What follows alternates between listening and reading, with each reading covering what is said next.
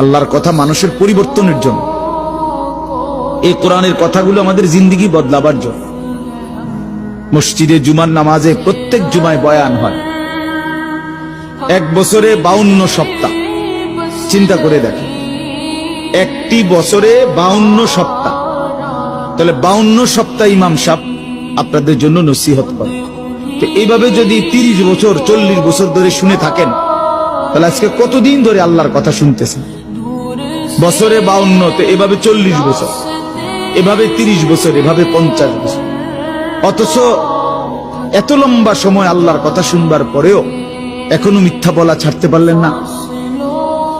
এত লম্বা সময় আল্লাহর কথা বলা শুনবার পরেও বিড়ি সিগারেট খাওয়ার অভ্যাসটা ছাড়তে পারলেন না। এত লম্বা সময় আল্লাহর কথা শুনবার পরেও চা দোকানের আড্ডা বন্ধ করতে পারলেন না।